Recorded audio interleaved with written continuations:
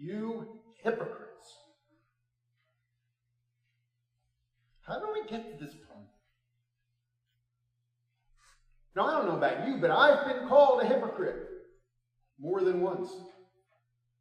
And to be honest, I am.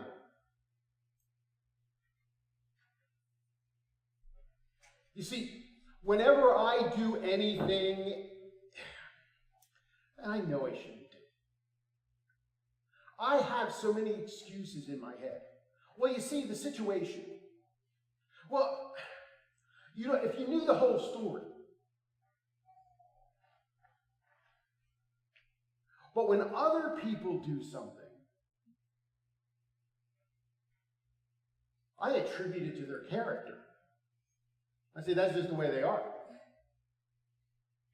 They're just a no good.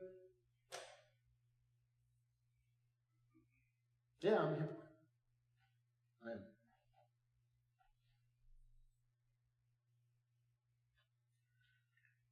And let me explain how this works.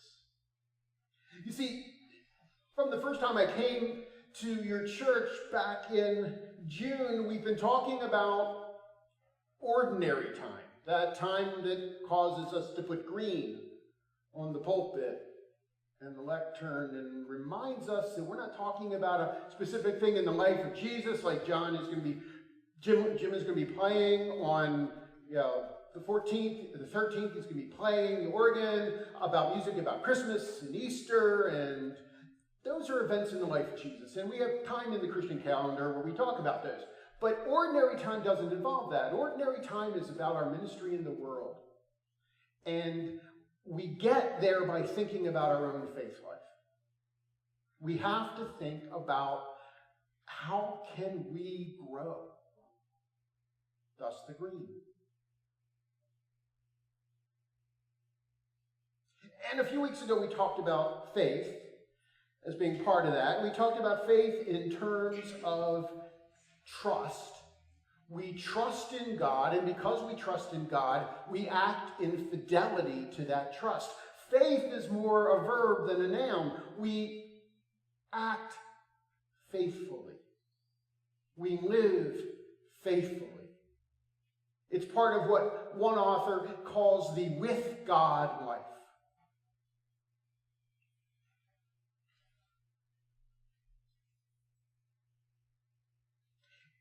And it gets real practical. It gets real specific.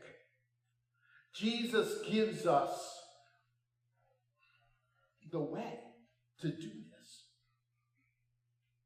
Let me use two examples from the Gospel of Matthew. One is this idea of salt and light. Now, I am sure you've heard a ton of sermons about the characteristics of salt, and what that means for us as Christians, the characteristics of light, what it means for us as Christians. That's great, but the main kind of theme of this is you're in public. Your faith is not to be lived privately. Now, that's contrary to what many of you were taught. Polite people don't talk about politics and religion in public, basically because we don't know how to talk about it without arguing. But Jesus tells us you are to be salt, you're to change whatever you come in contact with, you are to purify, you are to be the kind of people in the world, kind of like salt is to meat. And in those days, of course, what it was primarily used for was to purify and to keep from spoil.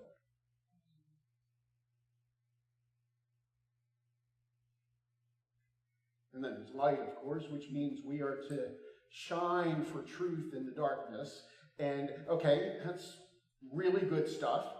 I love the story of the person who comes to talk to her pastor because, the pastor is the kind of person that can bring truth into every and any situation. And the woman comes and says, "Pastor, I just got hired for a job, but the problem is it's really not a very nice place. The people are nasty. I like the job, but it feels like a really dark place. Pastor, why would God send me to this place to work?" And he says, "God puts light where God needs light."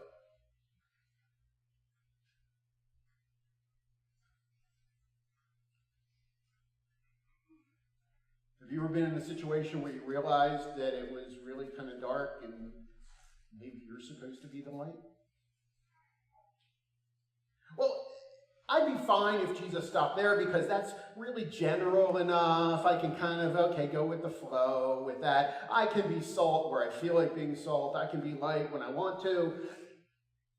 But then Jesus gets really, really specific in Matthew chapter 25. Most of you know that chapter. It's a chapter that we love to preach when we're feeling holier than thou. It's a whole about, well, did you do these things for me? Well, Jesus, I don't remember when you were there. I don't remember doing these things for you. Well, when you did them for the least of these, you did them unto me. Do you remember when you didn't do these things? Jesus, I don't remember not doing those things for you. Well, when you didn't do these things for the least of me, you didn't do them for me. And my goodness, there's even consequences involved.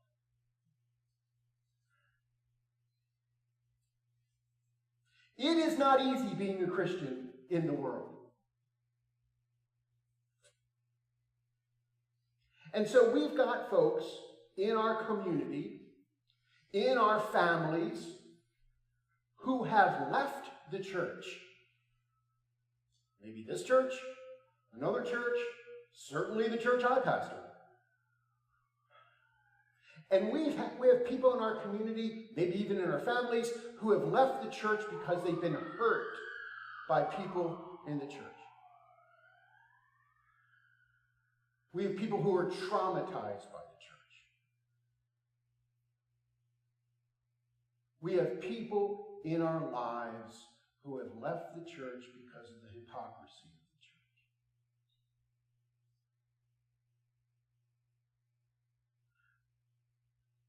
church. Some of you know I kind of live life most of the time in my own head.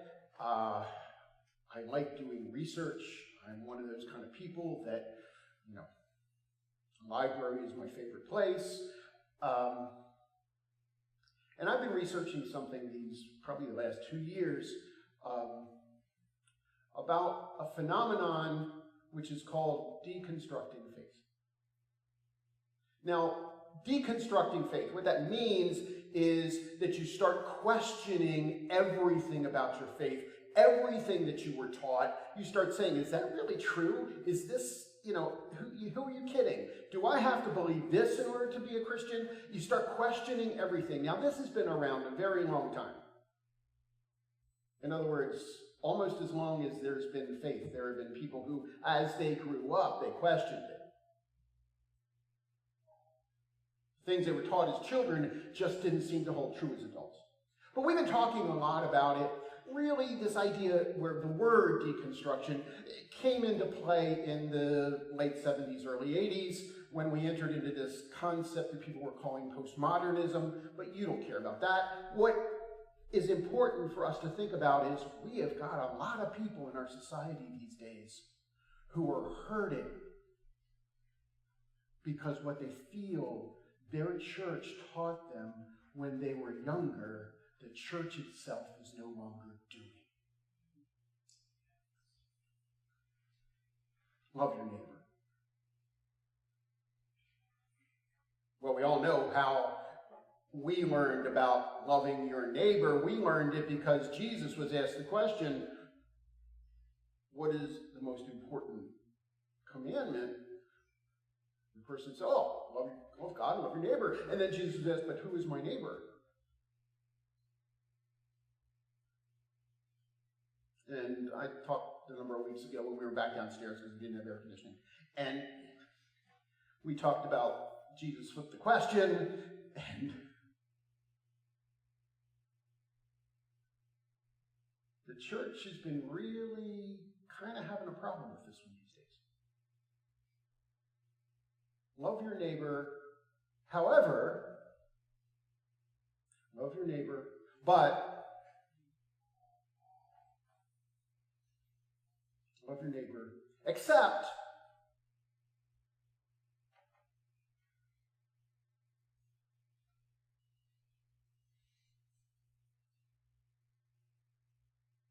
one day I was sitting in a meeting of a group of young people. They had invited me to their young adult gathering of our church, and I was in that meeting, and they started asking me questions. That's the reason I was there. I was the pastor, and they could ask me anything, and we started talking about stuff,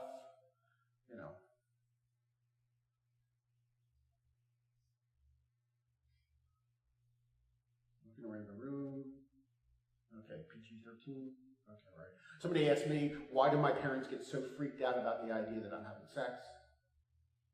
And of course, the answer to that is, why do you get so freaked out at the idea of your parents having sex?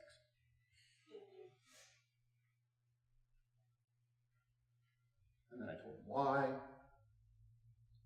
But the real question that has to do with us this morning is, they said, Mike, I've grown up in this church. You've been my pastor my entire life.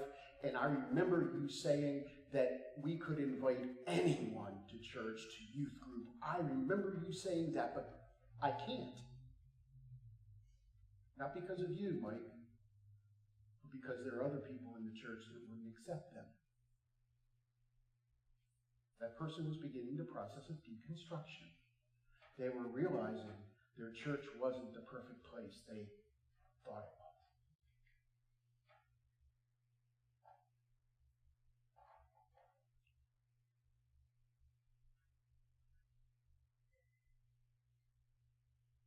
It's hard to be a Christian in public these days.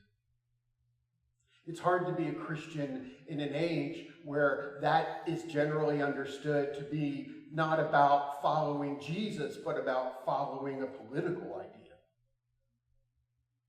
It's hard to be a Christian these days when being a Christian often means that you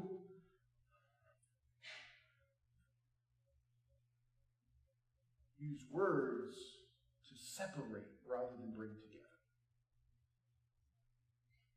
I've had people walk out of my church because I said, Christians build bridges, not walls.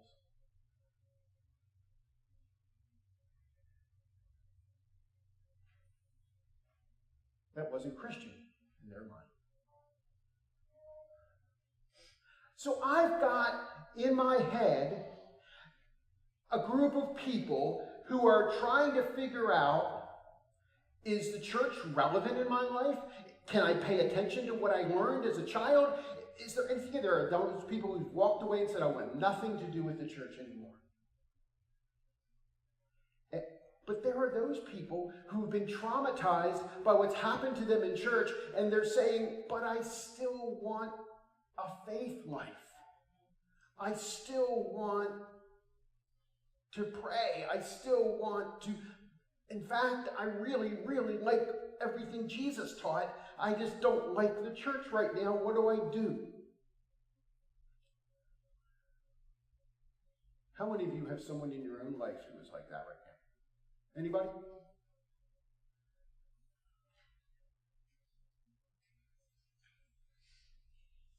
So what do we do?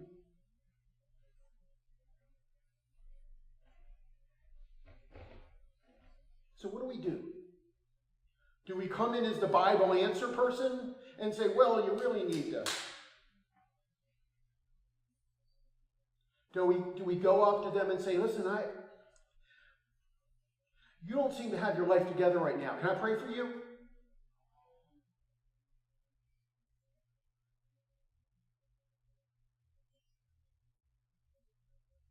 Do we interject our own personal feelings about their lifestyle?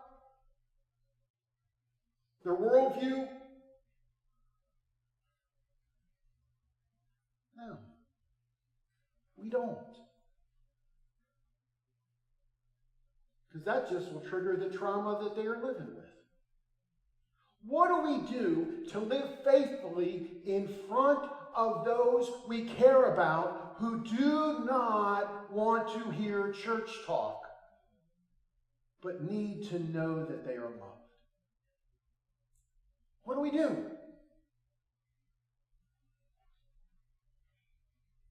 Well, if we had time. Oh, wait, I have 3 more weeks. We could get into some real specifics here, but here's what I want you to do. Okay?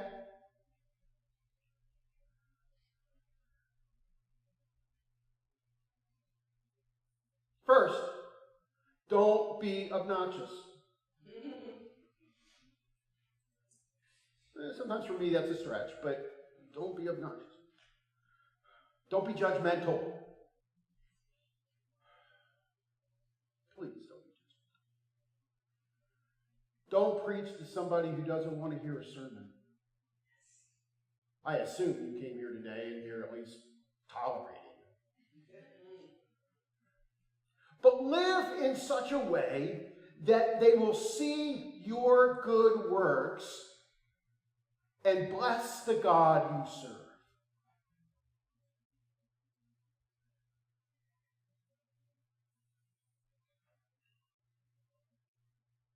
Let me say that again. Don't be obnoxious. Don't be judgmental. Don't preach to somebody who doesn't want to hear a sermon. But live in such a way that they will see your good works and praise the God you serve.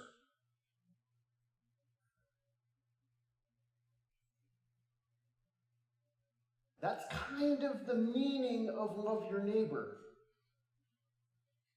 in the real world.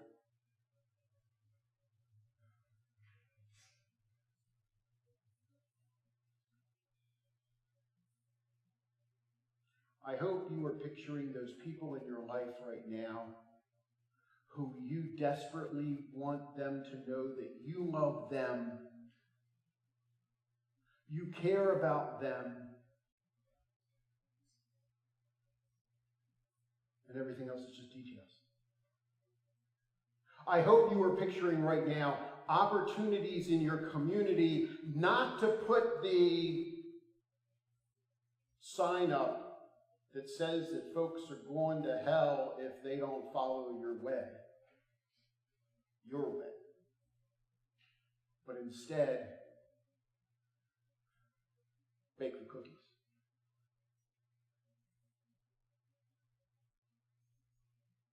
Help them with a ride to the doctor. Smile when you see them.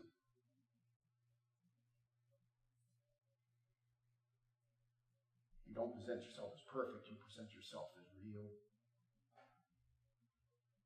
And maybe they'll get the idea that you're one of the good ones. And maybe when they're having a really bad day, you'll be the one that is given permission to love them a little bit. That's living faithfully in the real